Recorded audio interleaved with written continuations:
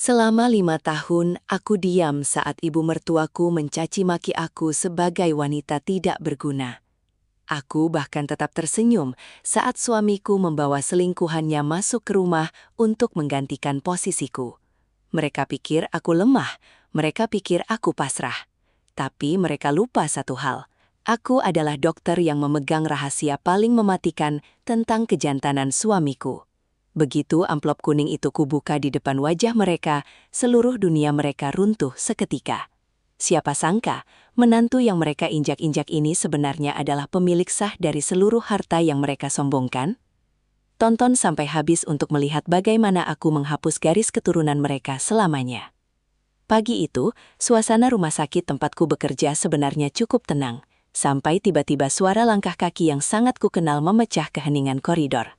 Aku sudah bisa menebak siapa pelakunya tanpa harus menoleh. Benar saja, pintu ruang kerjaku terbuka dengan kasar tanpa ketukan sama sekali. Berdiri di sana, ibu mertuaku, Nyonya Lastri, dengan wajah angkuh dan dagu terangkat tinggi, seolah dia pemilik tunggal bangunan ini. Dokter hebat kebanggaan keluarga ini ternyata cuma sibuk duduk di kursi empuk, sementara suaminya butuh perhatian. Sindirannya dengan nada bicara yang selalu berhasil membuat dadaku sesak. Bagiku, tatapan matanya itu jauh lebih tajam dari pisau bedah yang biasa kupegang setiap hari. Beliau melangkah masuk tanpa diundang, membawa hawa dingin yang seketika merusak mood kerjaku pagi ini.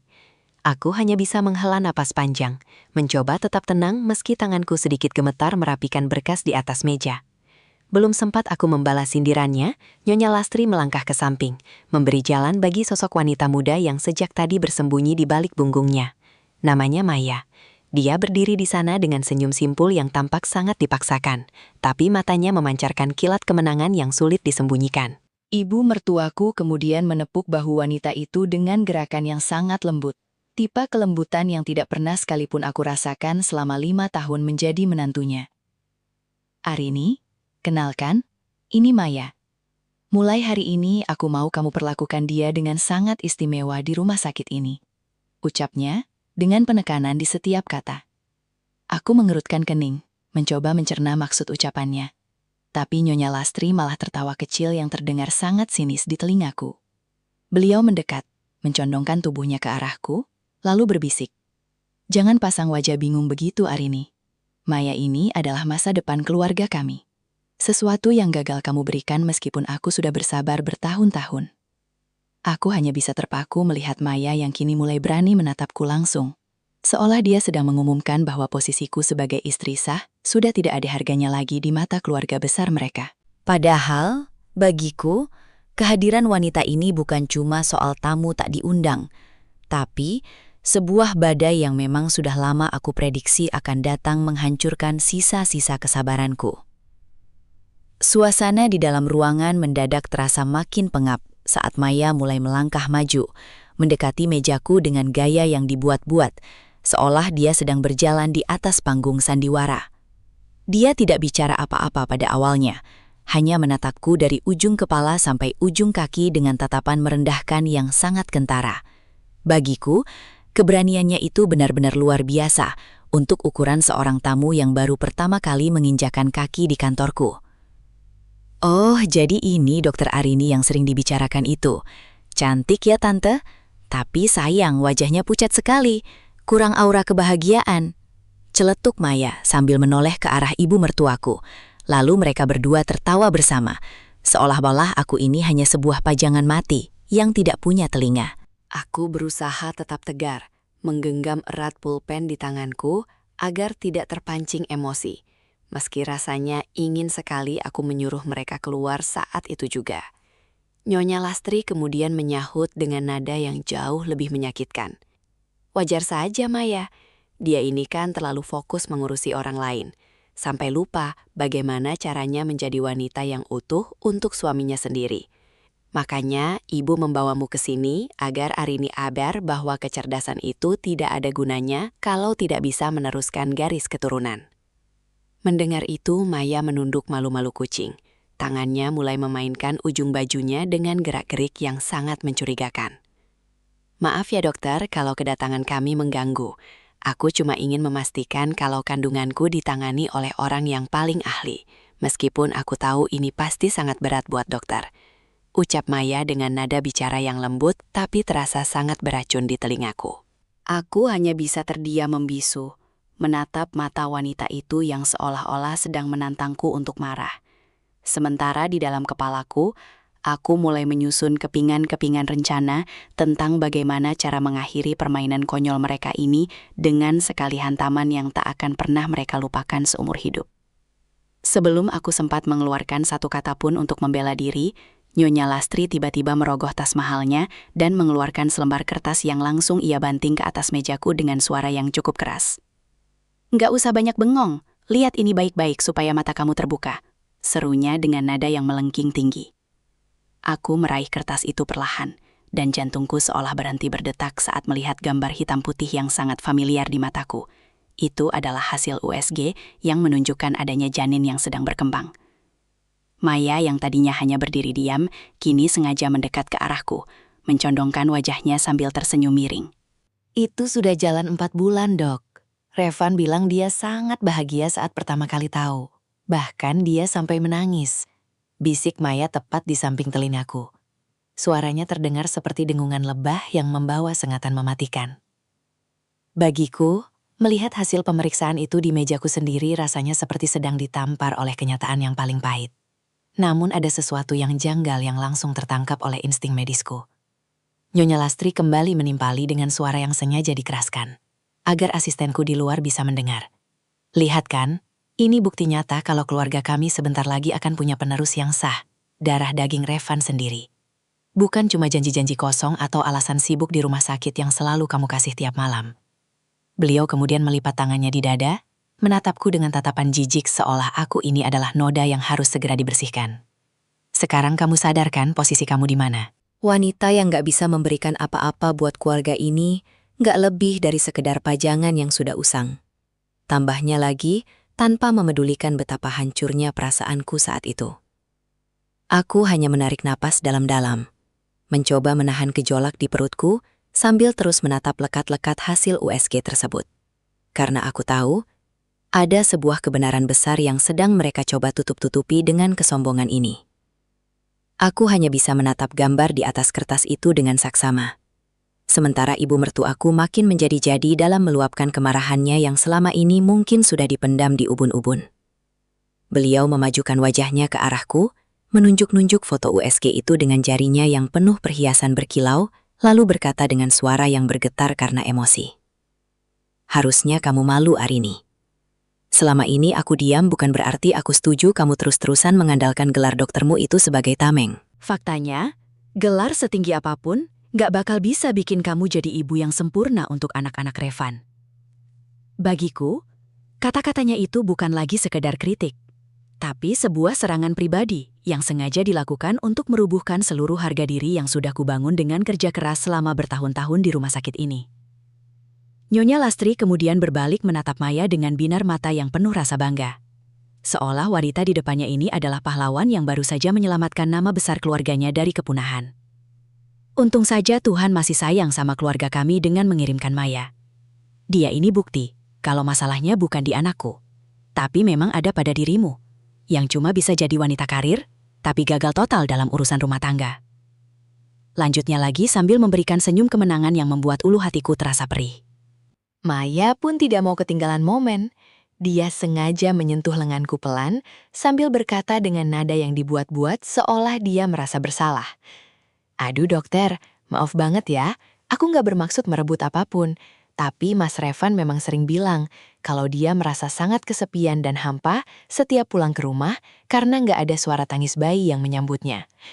Mendengar itu, aku hanya bisa mengepalkan tangan di bawah meja, mencoba sekuat tenaga untuk tidak meledak saat itu juga. Karena bagiku, permainan kata-kata mereka ini sudah mencapai titik paling menjijikan yang pernah aku temui seumur hidupku. Aku hanya bisa terdiam membeku selama beberapa detik, membiarkan keheningan yang menyesakan itu menyelimuti ruangan, sementara di dalam kepalaku, badai emosi sedang berkecamuk dengan hebatnya. Aku menunduk, memandangi kuku-kukuku yang kuketuk pelan ke meja, mencoba mencari sisa-sisa kesabaran yang mungkin masih terselip di sudut hati. "Jadi menurut Ibu, kehadiran wanita ini adalah solusi terbaik untuk keluarga kita?" Tanyaku dengan suara yang sengaja kubuat sedatar mungkin, meski rasanya ada bongkahan besar yang mengganjal di tenggorokan. Nyonya Lastri mendengus keras, lalu menyahut dengan nada yang makin meninggi. Bukan cuma terbaik, Arini, tapi ini adalah penyelamat. Kamu harusnya sadar diri dan tahu posisi. Jangan merasa karena kamu kepala departemen di sini, kamu bisa mengatur takdir keluarga kami sesuai keinginanmu. Bagiku, setiap kata yang keluar dari mulutnya terasa seperti percikan api yang mulai membakar tumpukan jerami dalam diriku. Aku sudah terlalu lama menjadi pihak yang mengalah, menutup mata atas segala hinaan demi sebuah konsep pernikahan yang ternyata hanya dihargai sepihak. Maya yang melihatku terpojok, malah semakin berani melancarkan aksinya, dengan berpura-pura mengusap air mata semu di sudut matanya. Aku benar-benar minta maaf, dokter. Aku nggak tahu kalau kejujuranku soal kehamilan ini bakal bikin suasana jadi sekacau ini. Tapi Mas Revan bilang, dia nggak tahan lagi kalau harus terus bersandiwara seolah semuanya baik-baik saja sama dokter. Ucapnya dengan nada gemetar yang sangat palsu. Mendengar nama suamiku disebut-sebut olehnya dalam konteks pengkhianatan yang begitu dalam, aku merasakan ada sesuatu yang patah di dalam dadaku. Aku mengangkat wajah, menatap mereka berdua secara bergantian dengan pandangan yang kini mulai menajam. Karena bagiku, saat inilah titik balik di mana aku tidak akan lagi membiarkan diriku menjadi samsak bagi keegoisan mereka yang tak berujung. Cukup, potongku singkat sambil berdiri perlahan, membuat mereka berdua sedikit tersentak, karena mungkin mereka tidak menyangka aku akan menunjukkan reaksi yang seberani ini di tengah gempuran mental yang mereka berikan. Setelah aku berdiri, suasana ruangan yang tadinya penuh dengan ocehan sombong mereka mendadak berubah menjadi sunyi yang mencekam, seolah oksigen di sekitarku tersedot habis oleh ketegangan ini. Maya yang tadinya begitu percaya diri, tiba-tiba sedikit memundurkan langkahnya dan refleks menutupi bagian tengah tubuhnya dengan tas kecil yang ia bawa. Seakan ia sedang melindungi sebuah harta karun yang sangat rapuh. Ia menatapku dengan mata yang membelalak, lalu dengan suara yang sengaja digetarkan, ia bergumam. "Dokter, kenapa menatapku begitu? Aku hanya ingin memeriksakan kandunganku, bukan ingin mencari keributan." Mendengar itu, ibu mertuaku langsung pasang badan. Beliau maju satu langkah ke depanku sambil berkacak pinggang, menatapku penuh tantangan. "Jangan coba-coba mengintimidasi dia dengan jabatanmu itu, Arini. Maya ini sedang mengandung darah daging keluarga kami. Kalau sampai terjadi apa-apa dengan janin itu karena kamu stres, aku tidak akan segan-segan melaporkanmu ke komite etik," seru Nyonya Lastri dengan telunjuk yang hampir mengenai hidungku. Bagiku, gerakan Maya yang terus-menerus mengelus perutnya dengan cara yang begitu provokatif itu benar-benar pemandangan yang memuakan. Sebuah akting murah yang dirancang untuk memancing kemarahanku agar aku terlihat jahat di mata orang-orang. Aku hanya tersenyum tipis, jenis senyuman yang biasanya membuat pasienku merasa tenang, tapi kali ini aku yakin senyumanku terlihat sangat mengerikan bagi mereka. "Tenang saja, Bu, aku ini dokter profesional. Kalau memang ada keajaiban yang tumbuh di sana, tentu aku harus memastikannya dengan mata kepalaku sendiri kan?" Balasku tenang, sambil terus mengamati jemari Maya yang tampak gelisah mengusap-usap pakaiannya. Bagiku, setiap gerakan tangan wanita itu bukan menunjukkan kasih sayang seorang ibu, melainkan sebuah usaha keras untuk meyakinkanku akan sebuah dusta yang sudah mereka susun dengan sangat rapi. Tanpa mereka sadari bahwa aku sudah mencium aroma kebusukan di balik kain bajunya itu. Nyonya Lastri mendengus angkuh mendengar jawabanku, seolah dia baru saja memenangkan lotre terbesar dalam hidupnya. Beliau mendekat, lalu dengan nada memerintah yang sangat tidak enak didengar, beliau berkata, "Nah, begitu dong, itu baru menantu yang tahu diri. Sekarang, aku mau kamu sendiri yang jadi dokter pribadi Maya. Kamu harus pantau dia setiap hari, pastikan asupan nutrisinya sempurna, dan jangan sampai dia kelelahan sedikit pun." Bagiku, permintaan itu benar-benar di luar nalar. Beliau memintaku untuk merawat wanita yang baru saja mengaku telah tidur dengan suamiku. Maya pun langsung menimpali dengan wajah yang dibuat semelas mungkin. "Iya dokter, tolong ya." Mas Revan juga bilang kalau dia cuma percaya sama dokter Arini buat jagain aku dan si kecil ini. Katanya, kalau dokter yang turun tangan, dia bakal merasa jauh lebih tenang. Mendengar nama suamiku disebut lagi dalam konteks yang begitu menjijikan, rasanya kepalaku ingin meledak. Tapi aku mencoba mengatur napas agar tetap terlihat elegan. Ibu mertuaku makin menjadi-jadi. Beliau melipat tangan di dada sambil terus mendesakku. Pokoknya aku nggak mau tahu. Semua biaya dan fasilitas terbaik di rumah sakit ini harus kamu prioritaskan buat Maya. Jangan sampai ada kesalahan sekecil apapun. Karena bagiku, keselamatan anak di dalam rahim ini jauh lebih berharga daripada semua prestasi yang pernah kamu banggakan itu. Aku hanya menatap mereka berdua bergantian. Melihat bagaimana mereka bersekongkol untuk menyiksaku secara mental di kantorku sendiri. Maya kembali mengusap perutnya sambil berbisik lirih yang sengaja diperdengarkan. Tuh kan sayang, Dokter Arini baik banget mau jagain kita. Kita harus nurut ya sama dokter. Aku mengepalkan jemariku kuat-kuat di balik saku jas putihku, menahan dorongan untuk berteriak. Karena aku tahu, untuk menjatuhkan lawan yang sedang merasa di atas angin, aku harus mengikuti permainan mereka sampai mereka benar-benar masuk ke dalam lubang yang mereka gali sendiri. Aku hanya bisa tertegun sejenak, membiarkan kalimat-kalimat penuh racun itu mengendap di kepalaku, sementara pandanganku beralih ke jendela, menatap awan yang mulai mendung di luar sana. Bagiku, momen ini adalah titik di mana aku akhirnya tersadar sepenuhnya, bahwa semua pengorbanan, semua malam-malam tanpa tidur yang aku lalui demi menjaga perasaan Revan, dan semua kesabaranku menghadapi tingkah ajaib mertuaku, hanyalah sebuah kesia-siaan yang tragis. Aku teringat bagaimana aku selalu menyalahkan diriku sendiri setiap kali Nyonya Lastri menyinggung soal momongan. Padahal aku tahu betul apa yang sebenarnya terjadi di balik pintu kamar kami. Baiklah, kalau memang itu keinginan Ibu dan Revan. Ucapku perlahan. Suaraku kali ini terdengar jauh lebih dalam dan tenang. Hampir seperti ketenangan sebelum badai besar datang menghantam. Nyonya Lastri langsung tersenyum puas. Seolah dia baru saja berhasil menundukkan seekor singa yang memberontak. Pintar kamu Arini. Memang seharusnya begitu kalau mau tetap dianggap bagian dari keluarga ini. Sahutnya dengan nada yang meremehkan. Maya, yang tadinya tampak tegang, kini kembali memamerkan raut wajah manjanya. Ia menyahut dengan nada yang dibuat sehalus mungkin. Terima kasih ya, Dokter Arini. Maaf kalau ini merepotkan.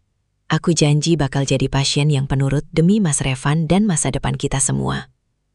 Mendengar kata masa depan keluar dari mulutnya, aku merasakan sebuah kekuatan baru bangkit dalam diriku. Sebuah kepastian bahwa aku tidak akan lagi menjadi pihak yang kalah.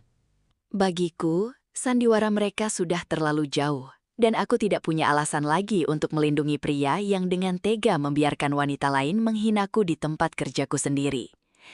Aku menatap mata Maya lekat-lekat, menyadari bahwa setiap senyum manis yang ia berikan hari ini akan menjadi jeratan yang akan mencekiknya sendiri nanti. Karena aku sudah selesai menjadi wanita yang lemah, dan aku siap untuk membongkar tumpukan rahasia yang selama ini kupendam rapat-rapat demi orang-orang yang ternyata tidak tahu cara menghargai sebuah kesetiaan. Aku berdiri perlahan dari kursi kebesaranku. Gerakan yang sengaja kubuat setenang mungkin, namun tetap memancarkan otoritas yang selama ini aku tekan demi menjaga sopan santun. Aku melepaskan kacamata medis yang sedari tadi bertengger di pangkal hidungku, meletakkannya pelan di atas meja, lalu menatap Nyonya Lastri dan Maya dengan pandangan yang benar-benar berbeda. Sebuah tatapan yang membuat tawa puas ibu mertuaku mendadak surut di tengah jalan. Ibu tahu, selama 5 tahun ini aku selalu menunduk setiap kali ibu bicara. Bukan karena aku takut, tapi karena aku menghargai status ibu sebagai orang tua suamiku. Ucapku dengan nada yang sangat stabil namun menusuk. Nyonya Lastri tampak agak bingung dengan perubahan sikapku yang mendadak ini. Beliau mencoba kembali menggertak. Arini, beraninya kamu menatapku seperti itu. Ingat, tanpa keluarga kami, kamu gak akan bisa berada di posisi ini. Bagiku, gertakan itu sudah tidak memiliki kekuatan lagi. Itu hanyalah kalimat kosong dari seseorang yang sedang ketakutan kehilangan kendali. Aku melangkah keluar dari balik meja, mendekati mereka berdua hingga jarak kami hanya tersisa beberapa jengkal saja. Maya yang melihatku mendekat langsung bersembunyi di balik lengan ibu mertuaku sambil berbisik gemetar. Dokter, apa yang mau dokter lakukan? Tolong jangan emosi, ingat bayiku. Aku hanya tersenyum tipis. Sebuah senyuman yang kini justru membuat mereka berdua saling pandang dengan cemas. Jangan khawatir, Maya. Aku tidak akan menyentuhmu. Aku hanya merasa sudah waktunya kita berhenti bermain sandiwara yang melelahkan ini, kataku sambil melipat tangan di dada.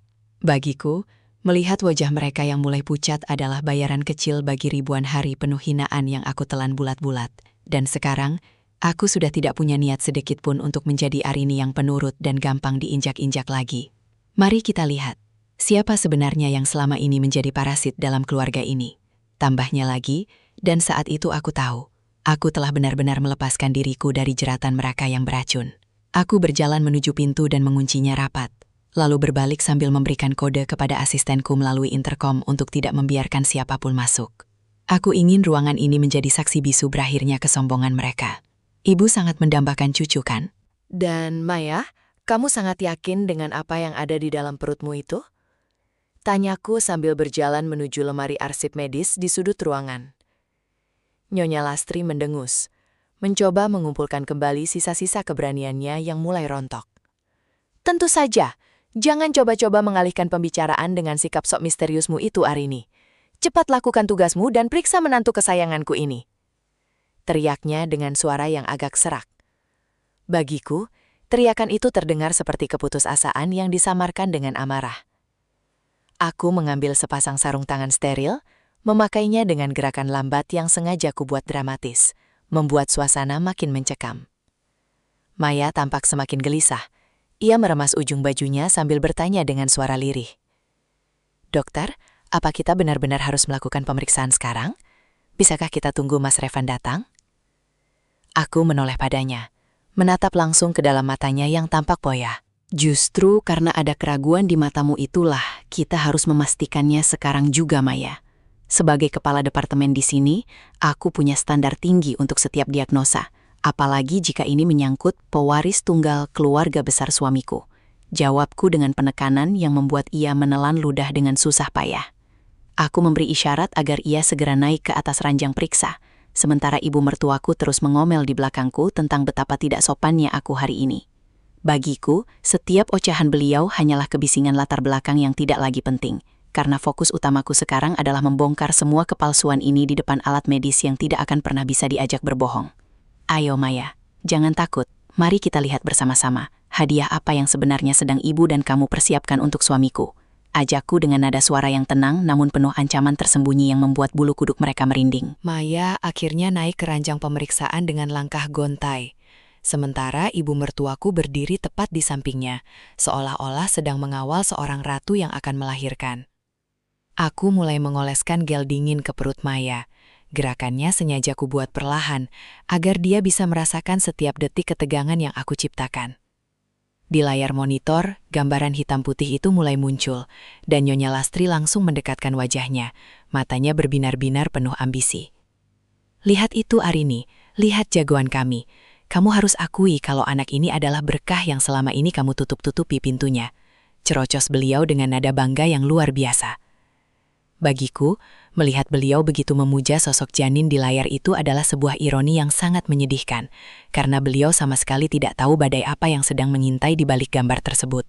Aku terus menggerakkan transducer, sesekali berhenti untuk mengambil pengukuran detail. Sementara Maya hanya bisa terbaring kaku. Napasnya terdengar pendek-pendek seolah oksigen di ruangan ini sudah menipis. "Gimana? Dia sehat kan? Laki-laki kan? Kamu jangan diam saja seperti patung," bentak Nyonya Lastri yang mulai tidak sabar karena aku terlalu lama membisu. Aku melirik Maya. Dia menatap langit-langit ruangan dengan tatapan kosong. Tangannya mencengkram pinggiran ranjang sampai buku-buku jarinya memutih. "Tenang saja, Bu. Janinnya berkembang sangat baik sesuai usianya. Tapi ada satu hal yang menarik di sini," ucapku sambil menunjuk salah satu bagian di layar monitor, membuat ibu mertuaku makin penasaran dan menempelkan wajahnya ke layar. Maya tiba-tiba bersuara, suaranya parau dan bergetar hebat. "Dokter, tolong jangan diteruskan.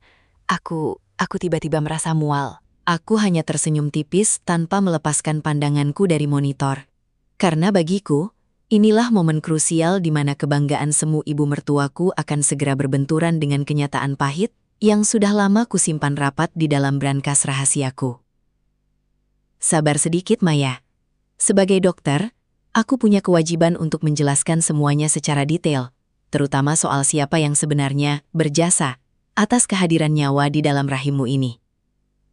Balasku dengan nada yang begitu lembut, namun sanggup membuat Nyonya Lastri seketika menghentikan ocehannya. Aku perlahan menjauhkan alat USG itu dari perut Maya, membersihkan sisa gel dengan tisu, lalu berjalan menuju laci meja kerjaku yang selalu kukunci rapat selama 5 tahun terakhir. Aku tidak memberikan lembar hasil cetak monitor yang tadi kami lihat, melainkan mengeluarkan sebuah amplop tua yang warnanya sudah mulai menguning di bagian sudutnya. Nyonya Lastri menatapku dengan kening berkerut. Tangannya masih sibuk merapikan selimut Maya, seolah-olah ia sedang menjaga berlian yang paling berharga di dunia. Apa itu? Aku nggak butuh surat-surat lama, Arini. Aku butuh hasil cetakan cucuku yang tadi. Kenapa kamu malah ambil berkas kusam begitu? Serunya dengan nada tidak sabar yang sudah sangat kukenal. Bagiku, amplop di tanganku ini bukan sekadar kertas biasa, melainkan sebuah bom waktu yang selama ini kusimpan demi menjaga perasaan suamiku, agar ia tidak merasa rendah di depan ibunya sendiri. Aku memandangi amplop itu sejenak, mengusap debu tipis di permukaannya, lalu berbalik menatap mereka berdua dengan senyum yang kali ini benar-benar tulus. Senyum kebebasan. Maya tampak mulai gemetar di atas ranjang. Ia mencoba duduk dan membetulkan pakaiannya dengan gerakan yang sangat terburu-buru. Wajahnya pucat, seolah ia baru saja melihat hantu di siang bolong. Dokter, itu apa? Tolong, aku cuma mau pulang, Mas Revan pasti sudah menunggu di rumah. Rintih Maya dengan suara yang hampir habis. Ibu mertuaku langsung menyambar. Diam kamu Maya, biar aku urus wanita ini. Arini, jangan main teka-teki. Cepat jelaskan apa maksudmu menyodorkan sampah itu kepadaku. Aku hanya menarik napas panjang, merasakan udara segar mulai memenuhi paru-paruku, lalu menjawab dengan suara yang sangat tenang namun bertenaga. Sabar, Bu. Sebelum kita bicara lebih jauh soal pewaris yang Ibu banggakan ini, Ibu harus membaca satu dokumen yang selama ini kubayar mahal dengan harga diriku sendiri. Bagiku, setiap detik penantian mereka saat aku perlahan membuka segel amplop itu adalah balasan paling setimpal untuk ribuan hinaan yang pernah kuterima. Karena aku tahu, setelah lembaran ini terbuka, dunia yang mereka bangun di atas kebohongan akan segera hancur kepekeping. Aku menarik lembaran kertas dari dalam amplop itu dengan gerakan yang sengaja kubuat sangat perlahan, membiarkan bunyi gesekan kertasnya mengisi kesunyian ruangan yang mendadak jadi mencekam. Nyonya Lastri langsung menyambar kertas itu dari tanganku. Matanya menyipit mencoba membaca deretan istilah medis yang rumit. Sementara Maya masih terduduk kaku di ranjang dengan tangan yang mencengkram spray sampai buku jarinya memutih. Apa-apaan ini Arini? Kenapa isinya cuma grafik dan angka-angka membosankan? Aku ini orang awam. Jangan coba-coba mengelabui aku dengan bahasa doktermu yang sok pintar itu. Bentak ibu mertuaku sambil mengibaskan kertas itu tepat di depan wajahku. Bagiku, amarahnya itu hanyalah bentuk pertahanan diri, karena sebenarnya dia sudah mulai merasakan ada sesuatu yang salah dari ketenanganku. Aku hanya tersenyum tipis, lalu mendekat dan menunjuk satu baris kalimat yang dicetak tebal di bagian bawah dokumen tersebut. Ibu ingin tahu kondisi janin di rahim Maya? Aku akui, dia memang sangat sehat. Tapi ada satu hal yang ibu lupakan, dan mungkin terlalu takut untuk ibu akui. Ucapku sambil menatap matanya dalam-dalam. Maya tiba-tiba menyela dengan suara yang hampir menyerupai bisikan ketakutan. Dokter, tolong, jangan dilanjutkan. Aku bisa jelaskan semuanya.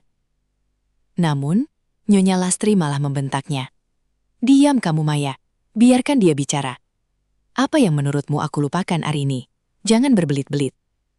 Aku menghela nafas panjang, menatap ibu mertuaku dengan tatapan iba yang selama ini kusimpan rapat-rapat. Yang ibu lupakan adalah fakta ilmiah yang tertulis jelas di sana. Anak ibu, Revan, adalah seorang pria yang mustahil bisa memberikan keturunan kepada siapapun, termasuk kepada wanita yang ibu bawa ini.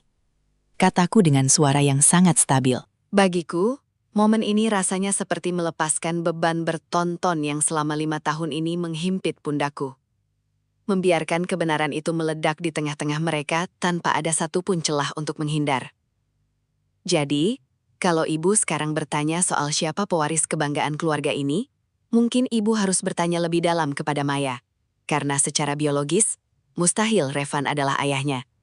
Tambahnya lagi, membuat Nyonya Lastri seketika mematung dengan mulut yang sedikit terbuka, seolah-olah oksigen di ruangan ini baru saja lenyap tak bersisa. Keheningan yang mengikuti ucapanku terasa jauh lebih berat daripada teriakan manapun yang pernah dilontarkan Nyonya Lastri selama ini. Ibu mertuaku menatap lembaran di tangannya dengan tangan yang mulai gemetar hebat. Matanya terus berpindah dari dokumen medis itu ke arah Maya yang kini sudah menunduk dalam sambil terisak pelan. Nggak mungkin. Ini pasti rekayasa. Kamu sengaja bikin surat palsu ini buat menjatuhkan harga diri anakku, kan? Suara Nyonya Lastri terdengar parau, seolah dia sedang memaksakan diri untuk tidak percaya pada kenyataan yang terpampang nyata.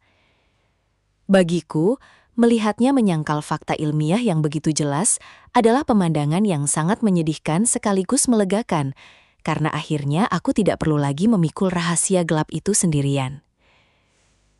Aku melangkah mendekat, lalu berkata dengan nada yang sangat tenang, "Ibu bisa bawa kertas itu ke laboratorium manapun di dunia ini, dan hasilnya akan tetap sama.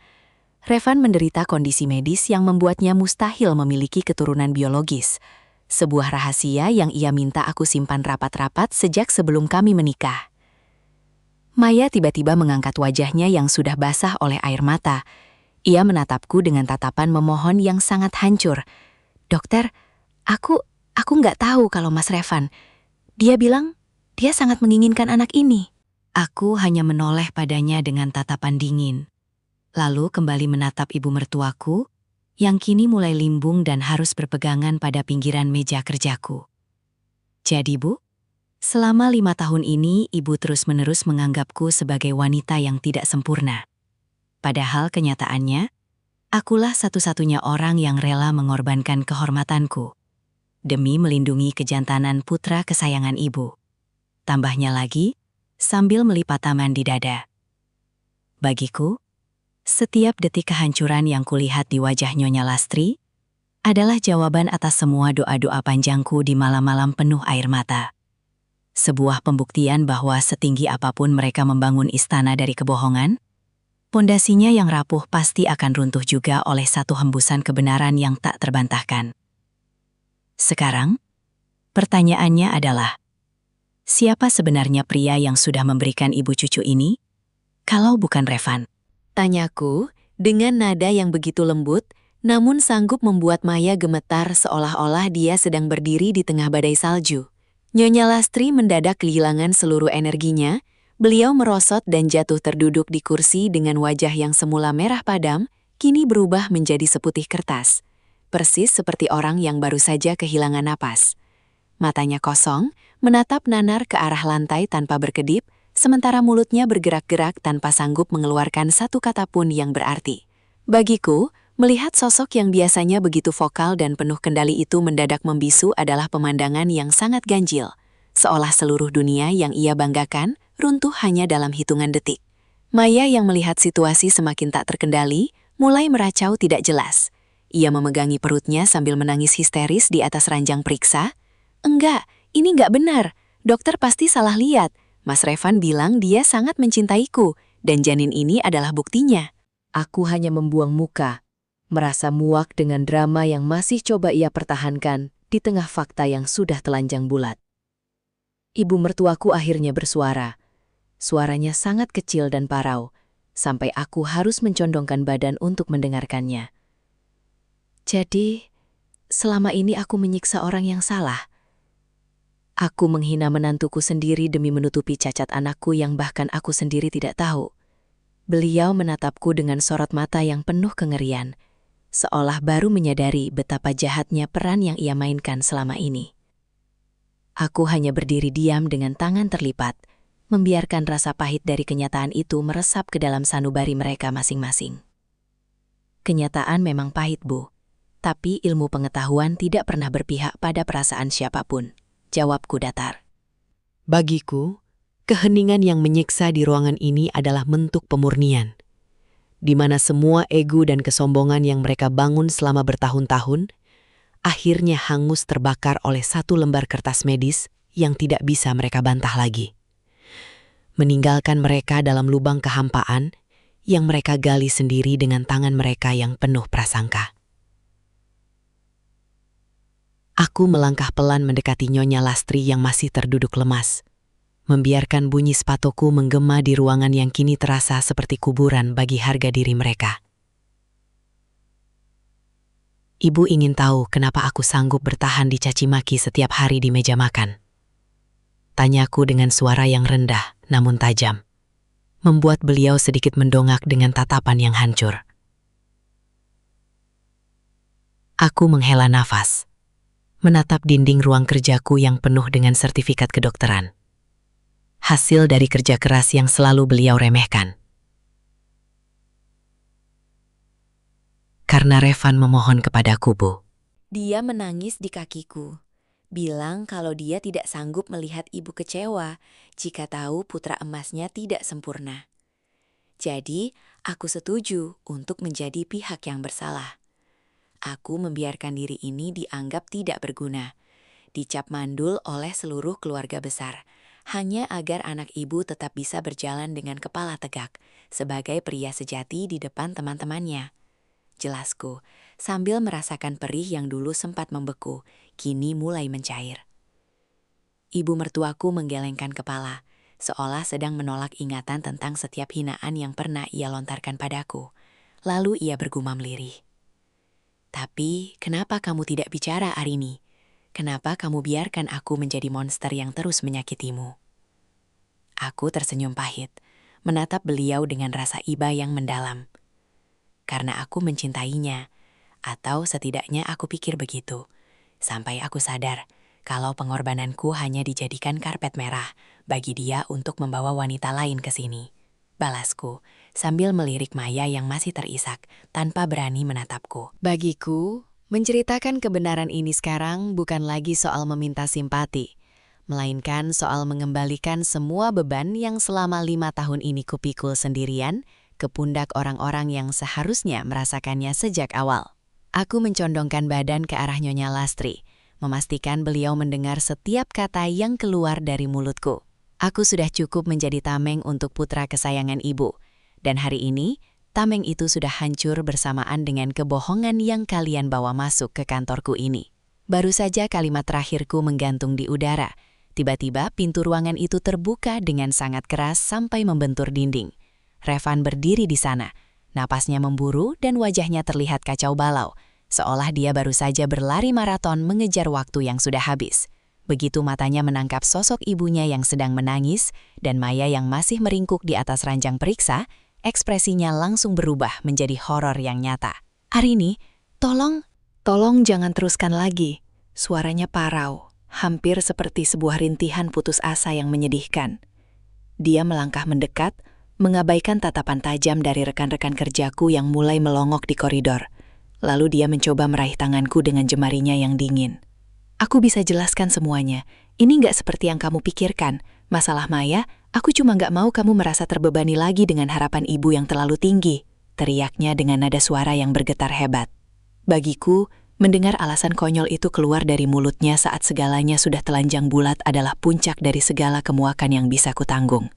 Nyonya Lastri yang melihat anaknya datang, tiba-tiba bangkit dengan sisa-sisa tenaganya, beliau memukul dada Revan sambil menjerit histeris. "Kenapa kamu tega sama ibu, Revan? Kenapa kamu biarkan ibu menghina Arini setiap hari untuk menutupi kebohonganmu sendiri? Apa anak ini benar-benar darah dagingmu?" Revan terdiam 1000 bahasa.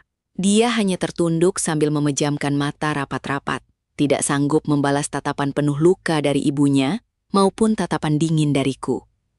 Bagiku, melihat pria yang dulu sangat kupuja ini berdiri gemetar seperti pengecut yang tertangkap basah adalah penutup dari sebuah sandiwara panjang yang melelahkan. Dia tidak datang untuk menyelamatkan pernikahannya. Dia datang hanya karena takut topeng kesempurnaan yang ia pakai selama ini akhirnya hancur tak bersisa di depan dunia. Sudah terlambat, Revan. Semua berkas medisnya sudah ada di tangan ibu, dan sekarang kita semua tahu siapa sebenarnya yang selama ini hidup dalam kepalsuan.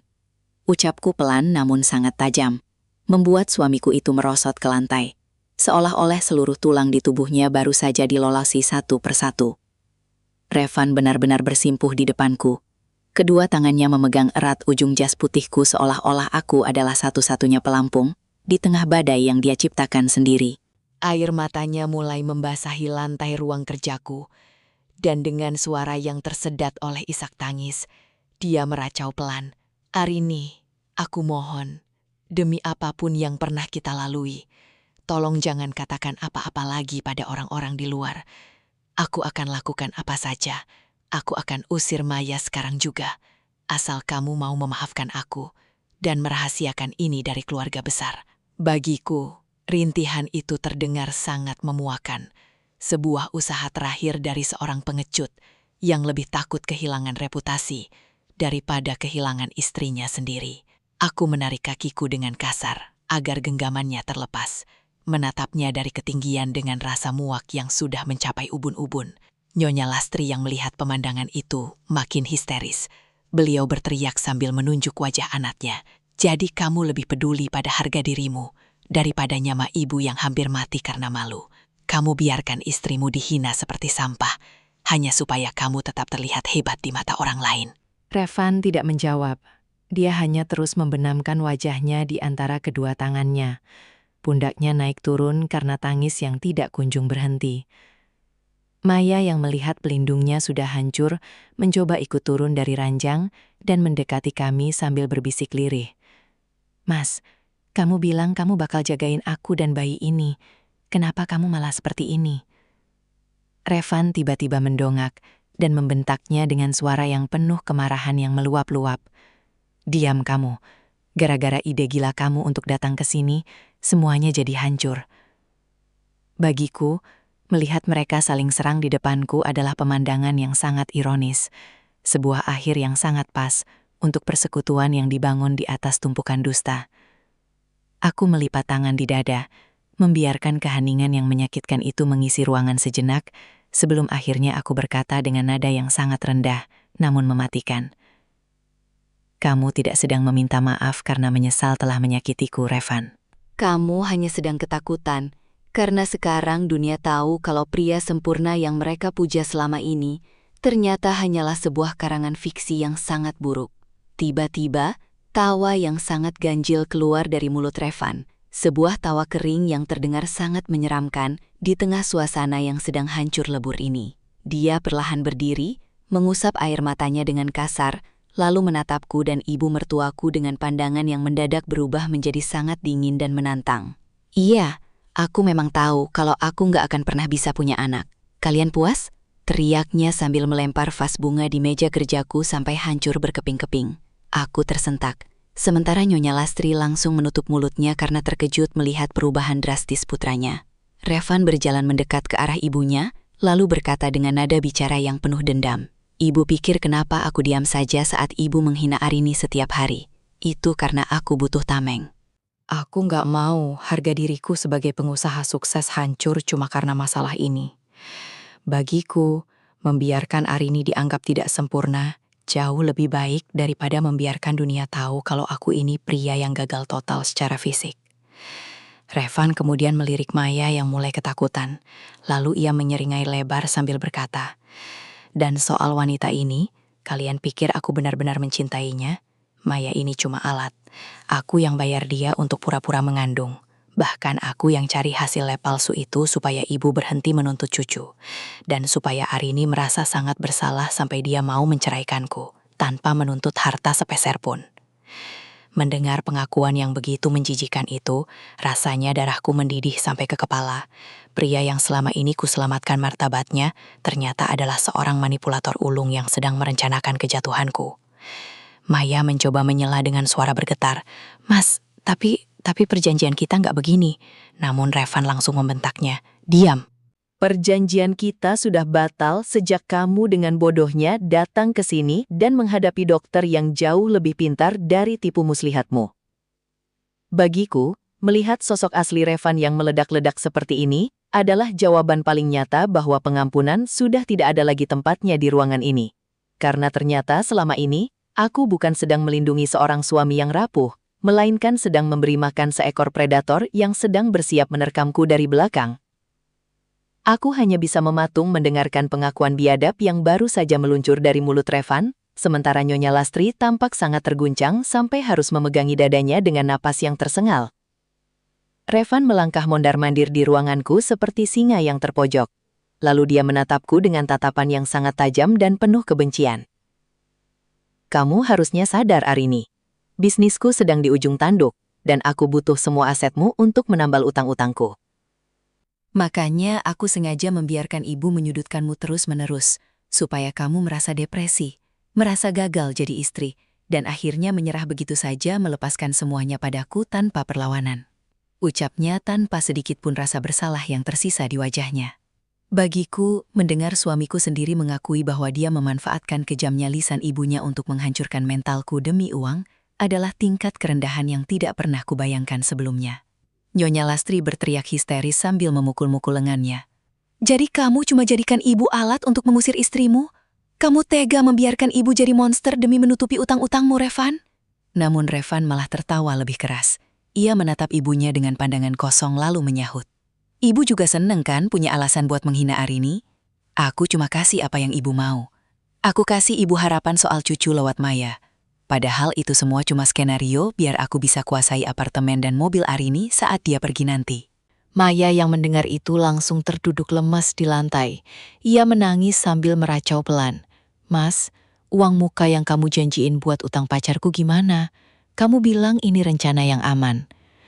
Aku mengepalkan tangan kuat-kuat sampai kuku-kukuku memutih, menahan gejolak amarah yang luar biasa hebat di dalam dada. Bagiku, setiap detik yang kuhabiskan di ruangan ini sekarang terasa seperti sedang berada di dalam sarang ular yang sangat berbisa. Aku baru sadar kalau selama 5 tahun ini, aku bukan hidup bersama seorang pendamping, melainkan dengan seorang musuh yang dengan telaten merencanakan kejatuhanku di saat aku sedang sibuk melindunginya dengan segenap nyawaku. Nyonya Lastri benar-benar ambruk. Beliau merosot dari kursi dan jatuh terduduk di lantai yang dingin, dengan pandangan yang kosong, seolah-olah seluruh jiwanya baru saja dicabut paksa dari tubuhnya. Beliau menatap putranya dengan sorot mata yang penuh kengerian. Mulutnya gemetar hebat saat berusaha mengeluarkan suara yang hanya terdengar seperti rintihan kecil yang pilu. Jadi, semua cucu laki-laki yang ibu banggakan, semua harapan tentang pewaris keluarga yang ibu ceritakan ke teman-teman, itu cuma karanganmu untuk merampas harta istrimu sendiri? Bisiknya dengan suara yang pecah karena tangis yang mendalam. Bagiku, melihat kehancuran di wajah ibu mertuaku saat ini adalah pemandangan yang sangat menyesakan. Karena beliau baru saja menyadari bahwa putra yang ia puja-puja sebagai penerus emas sebenarnya adalah dalang dari skenario paling menjijikan yang pernah ada dalam sejarah keluarga mereka. Revan sama sekali tidak peduli. Dia justru menatap ibunya dengan tatapan dingin dan berkata, "Ibu harusnya terima kasih padaku. Aku sudah kasih ibu kebahagiaan palsu itu selama berbulan-bulan, daripada ibu terus-terusan meratap karena nggak punya cucu." Mendengar itu, Nyonya Lastri menjerit histeris sambil memukul lantai. Ibu lebih baik nggak punya cucu daripada punya anak iblis sepertimu. Kamu sudah bikin ibu jadi monster yang menyiksa wanita sebaik Arini. Sementara itu, Maya yang ketakutan mulai merangkak menjauh, tapi Nyonya Lastri langsung menoleh ke arahnya dan berteriak. Dan kamu, wanita ular, kamu tega menipu orang tua yang sudah sangat berharap seperti aku? Bagiku, ruangan ini sekarang benar-benar telah berubah menjadi panggung penghakiman, di mana semua topeng akhirnya terlepas, menyisakan reruntuhan ego dan harga diri yang sudah tidak ada gunanya lagi untuk dipungut. Aku hanya berdiri diam di tengah kekacauan itu, menyaksikan bagaimana kebanggaan tentang darah murni yang selama ini diagung-agungkan Nyonya Lastri ternyata hancur berkeping-keping oleh tangan putranya sendiri, pria yang dengan tega menjadikan ibunya sebagai senjata untuk menghancurkan hidupku. Aku hanya bisa menarik napas dalam-dalam, membiarkan kebisingan dari tangisan Nyonya Lastri dan makian Revan menjadi latar belakang yang tidak lagi berarti bagiku. Aku melangkah dengan tenang menuju meja kerjaku, lalu perlahan menyunggingkan sebuah senyuman tipis, jenis senyuman yang sangat tenang, tapi mungkin terlihat sangat menakutkan bagi siapapun yang melihatnya sekarang.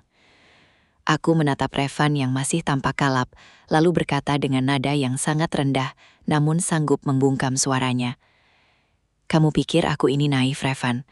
Kamu pikir aku bertahan selama 5 tahun ini cuma karena cinta buta dan ketidaktahuanku atas semua permainan kotor kalian? Revan seketika terdiam. Ia mengerutkan keningnya, menatapku dengan tatapan yang mulai diliputi keraguan. Aku berjalan mengitari meja, lalu berhenti tepat di hadapannya sambil melipat tangan di dada.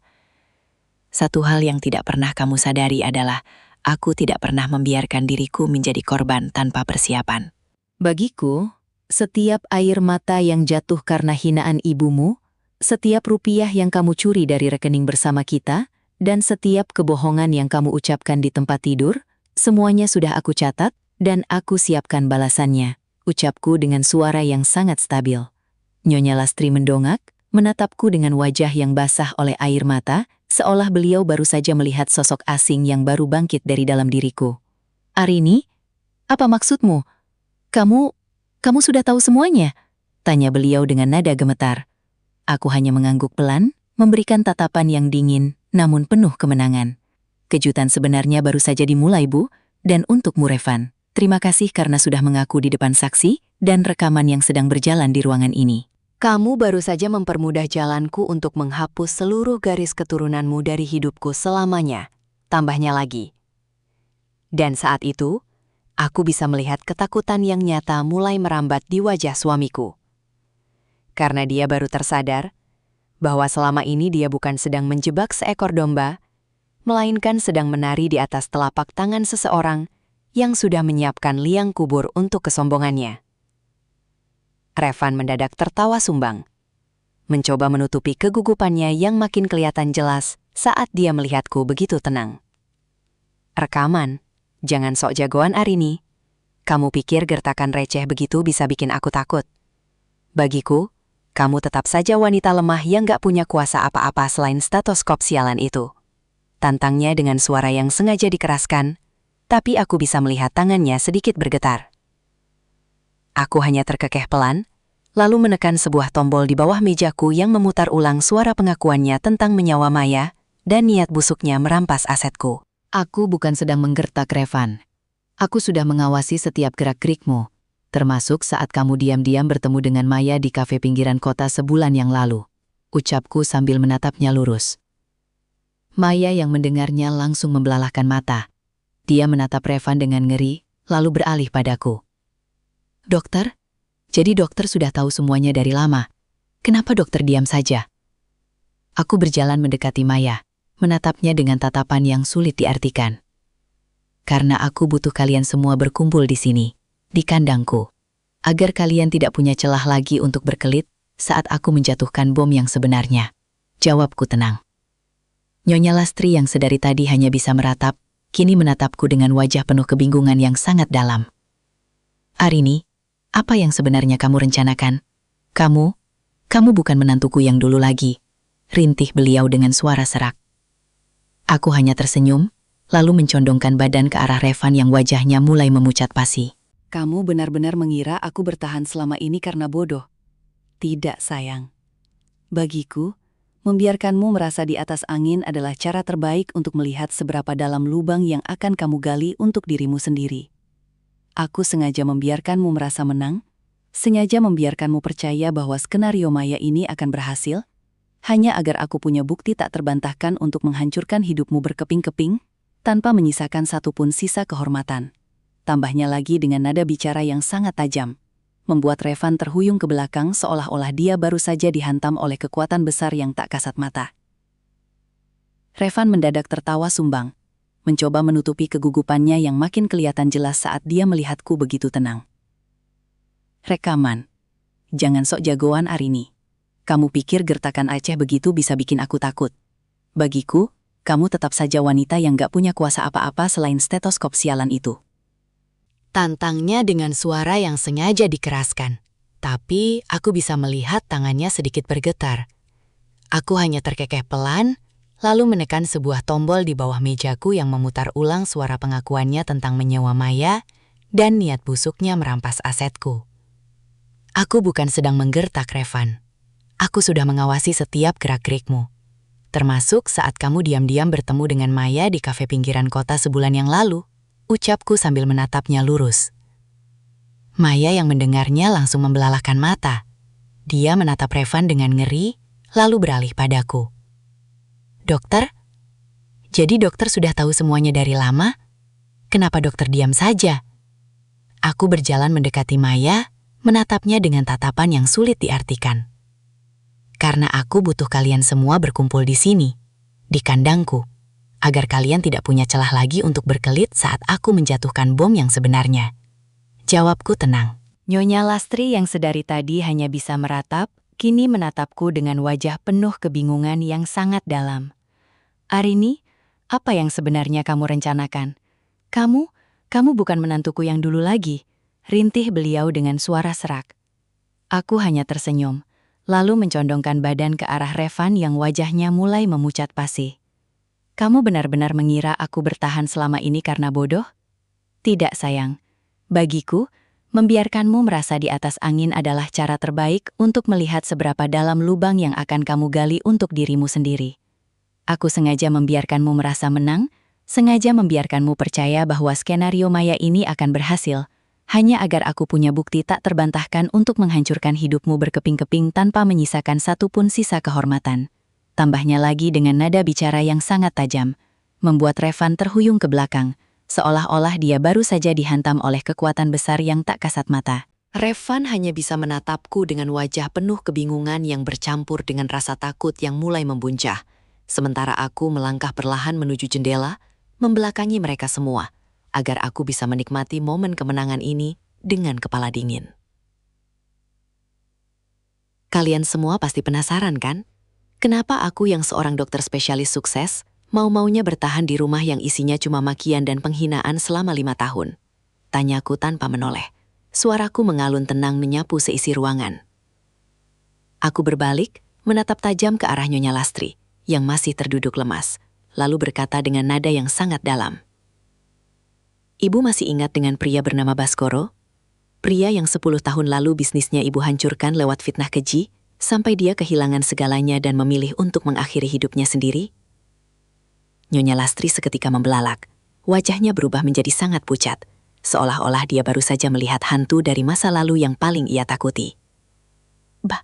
Baskoro, bagaimana kamu bisa tahu nama itu? Tanya beliau dengan suara yang bergetar hebat. Aku hanya tersenyum tipis. Sebuah senyuman yang menyimpan ribuan malam penuh dendam yang kupendam sendirian. Dia adalah ayahku, Bu. Pria yang ibu injak-injak harga dirinya itu adalah orang yang paling aku cintai. Jawabku sambil melangkah mendekati Revan yang kini tampak gemetar. Aku mencondongkan wajahku ke arahnya, lalu berbisik dengan suara yang sangat stabil. Jadi Revan, aku menikahimu bukan karena cinta, apalagi karena harta recehmu itu. Bagiku, pernikahan ini adalah misi. Aku sengaja diam saat tahu kamu tidak bisa punya keturunan. Aku sengaja membiarkanmu merasa aman di balik rahasia itu, supaya aku bisa memastikan bahwa garis keturunan keluarga yang sombong ini akan benar-benar terhapus selamanya lewat tanganmu sendiri. Maya yang mendengar itu langsung menjerit tertahan.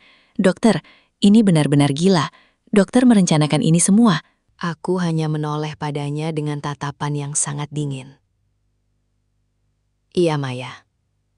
Bagiku, melihat keluarga ini perlahan-lahan menuju kepunahan, tanpa ada satupun pewaris yang tersisa, adalah bayaran paling setimpal untuk nyawa ayahku, yang kalian renggut dengan sangat tidak hormat. Mendengar itu, Revan mencoba menyerangku dengan sisa tenaganya. Tapi ia langsung terhenti saat melihatku mengeluarkan satu berkas lagi, yang akan menjadi pukulan terakhir bagi hidupnya. Aku hanya bisa menatap wajah Revan yang kini tampak benar-benar hancur. Namun aku tidak berhenti di situ. Aku mengeluarkan sebuah dokumen berstempel resmi yang sudah lama kusimpan di dalam brankas kerjaku. Kamu pikir aku hanya diam menunggu kalian menindasku? Tanyaku sambil melemparkan berkas itu ke tengah-tengah mereka. Revan, selama kamu sibuk bermain-main dengan Maya dan mencari cara untuk merampas asetku, aku sudah lebih dulu bergerak di balik layar. Bagiku, balas dendam terbaik adalah dengan mengambil apa yang paling kalian puja, yaitu kehormatan dan kekayaan. Ucapku dengan nada yang sangat tegas. Revan menyambar kertas itu, membacanya dengan mata yang hampir keluar dari kelopak. Lalu ia berteriak histeris. Apa-apaan ini? Kenapa kepemilikan rumah sakit dan semua saham perusahaan keluarga dialihkan ke yayasan sosial? Aku menyilangkan tangan di dada, menatapnya dengan penuh kepuasan. Iya sayang, kamu lupa kalau setahun yang lalu, saat kamu memintaku menandatangani surat kuasa harta untuk investasi bersama, aku sudah menukar isinya. Seluruh aset keluarga kalian, termasuk rumah yang ibu tempati, sekarang sudah resmi berpindah tangan ke Yayasan Baskoro, yayasan yang kubangun untuk mengenang ayahku. Jelasku tanpa beban sedikit pun. Nyonya Lastri menjerit. Beliau mencoba meraih kakiku sambil menangis meraung-raung. Arini, tolong, jangan lakukan ini pada kami. Itu harta satu-satunya yang kami punya. Namun aku menjauh, menatap mereka dengan tatapan yang sudah mati rasa. Revan mencoba mencengkram bahuku. Suaranya bergetar hebat saat ia bertanya. Jadi, kami sekarang nggak punya apa-apa lagi. Kamu bikin kami jatuh miskin. Aku hanya mengangguk pelan, memberikan senyuman paling dingin yang pernah kuberikan selama 5 tahun ini. Bagiku, kalian tidak pantas memiliki apapun setelah apa yang kalian lakukan pada orang tuaku. Kalian ingin mengusirku tanpa sepeser pun harta. Kenyataannya, justru kalianlah yang akan keluar dari sini hanya dengan pakaian yang melekat di badan. Tambahnya lagi, membiarkan suara tangisan mereka menjadi melodi kemenangan yang paling indah di telingaku pagi ini. Aku hanya bisa menatap datar ke arah Revan yang sekarang terlihat seperti orang gila, menjambak rambutnya sendiri sambil menatap kosong ke arah dokumen penyitaan aset yang berceceran di lantai. Ini nggak mungkin. Arini, kamu pasti bercanda kan? Kamu nggak mungkin sejahat ini membiarkan suamimu sendiri tidur di jalanan. Teriaknya dengan suara yang pecah. Air matanya kini benar-benar deras mengalir. Tapi bagiku, itu hanyalah air mata buaya yang sudah tidak punya nilai lagi. Aku melangkah pelan menuju pintu ruangan. Membukanya lebar-lebar, seolah sedang mengundang udara segar untuk masuk dan mengusir aroma pengkhianatan yang menyesakan ini. Jahat, kamu bicara soal kejahatan setelah semua yang kamu rencanakan bersamanya? Tanyaku sambil menunjuk Maya yang hanya bisa meringkuk ketakutan di pojok ruangan. Nyonya Lastri mencoba bangkit, menyeret kakinya yang lemas mendekatiku dengan wajah yang memelas. Arini, tolong, Ibu minta maaf. Ibu janji bakal baik sama kamu. Ibu nggak akan pernah menghinamu lagi.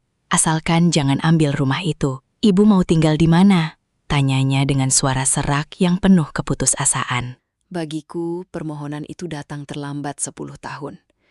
Rasa iba dalam diriku sudah habis terbakar bersama dengan kenangan pahit tentang ayahku.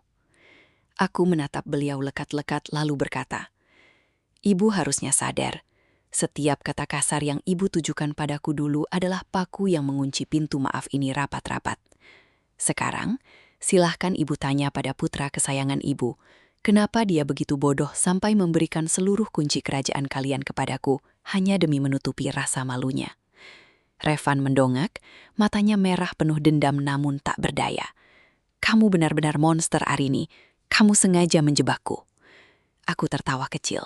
Sebuah tawa yang sangat tenang namun sanggup membungkam seisi ruangan. Aku tidak menjebakmu, Revan.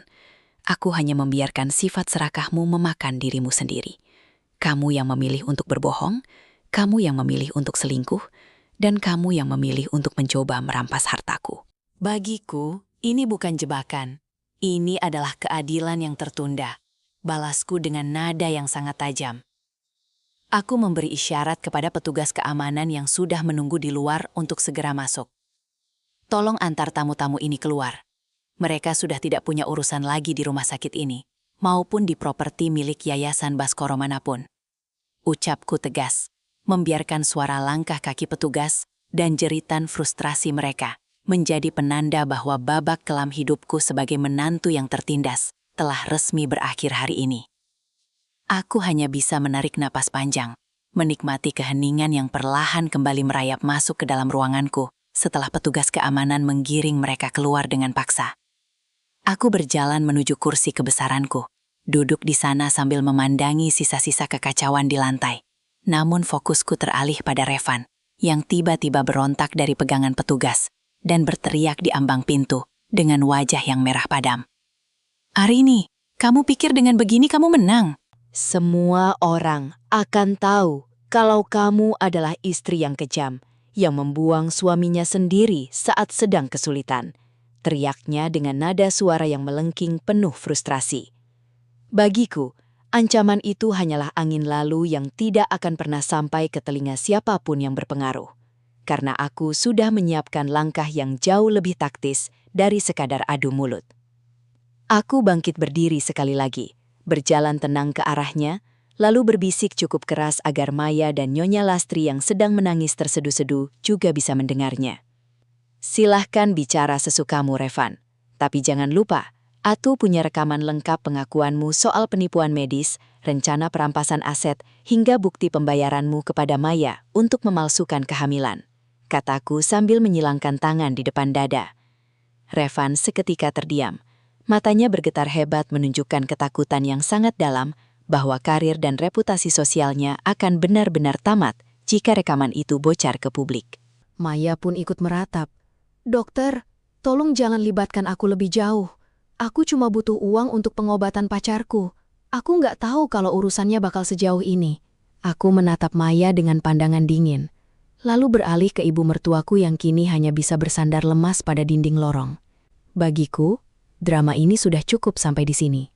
Jika kalian mencoba membuat keributan di luar atau mencemarkan namaku sedikit saja, dokumen-dokumen ini akan langsung mendarat di meja kepolisian dan kantor berita nasional." Tambahku dengan penekanan yang membuat Revan tertunduk lesu, seolah tulang punggungnya baru saja patah. Aku memberikan kode terakhir kepada petugas untuk benar-benar membawa mereka keluar dari area rumah sakit. Karena bagiku, melihat punggung mereka menjauh adalah tanda bahwa aku telah berhasil mengubur masa lalu yang penuh penghinaan, dan kini siap melangkah di atas jalan yang aku bangun sendiri, dengan kejujuran yang pahit namun membebaskan. Setelah bayangan mereka benar-benar hilang di balik lift, aku kembali masuk ke dalam ruangan dan menutup pintu rapat-rapat. Merasakan beban yang selama 5 tahun ini menghimpit dadaku, akhirnya menguap begitu saja. Aku berjalan menuju cermin besar yang tertempel di dinding, menatap pantulan diriku yang kini terlihat jauh lebih hidup. Seolah-olah warna yang sempat hilang dari wajahku, kini telah kembali sepenuhnya.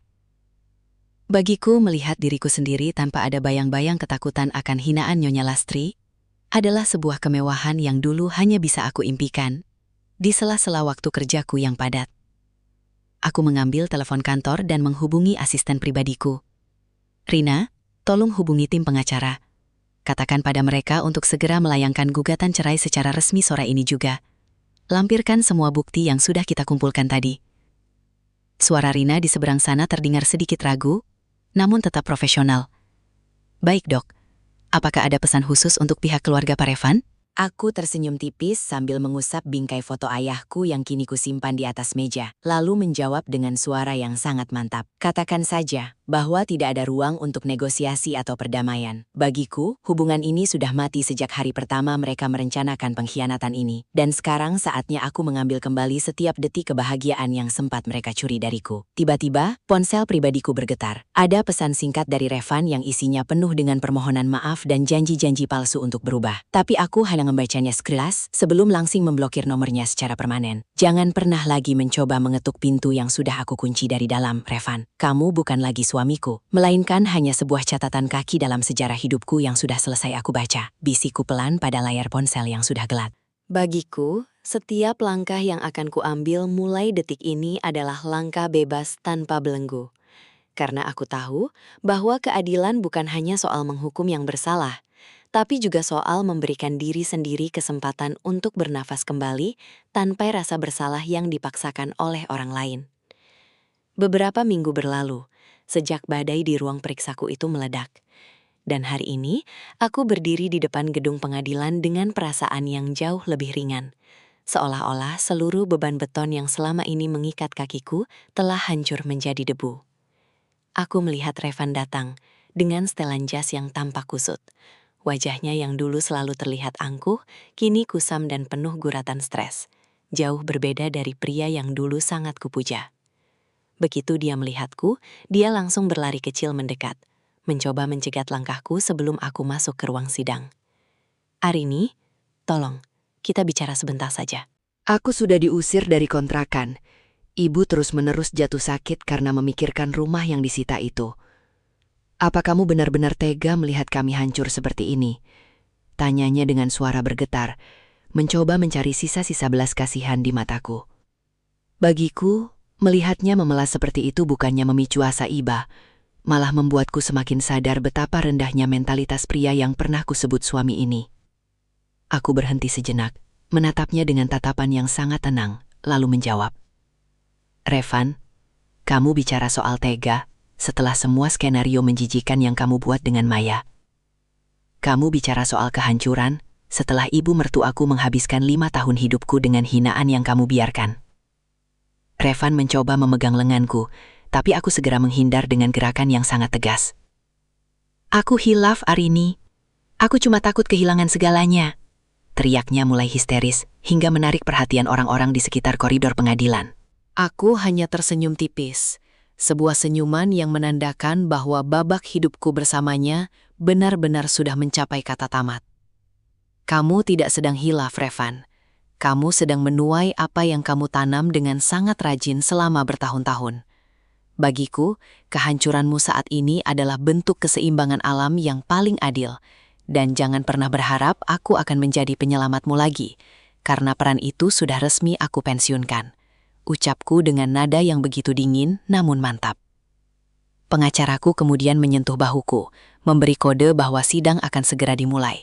Dan aku melangkah pergi tanpa menoleh sedikit pun ke arah pria yang masih memanggil namaku dengan suara serak di belakang sana. Bagiku, setiap langkah menjauh darinya adalah deklarasi kemerdekaan yang sesungguhnya, membuktikan bahwa pada akhirnya, kejujuran dan keteguhan hati akan selalu memenangkan peperangan melawan manipulasi yang paling rapi sekalipun.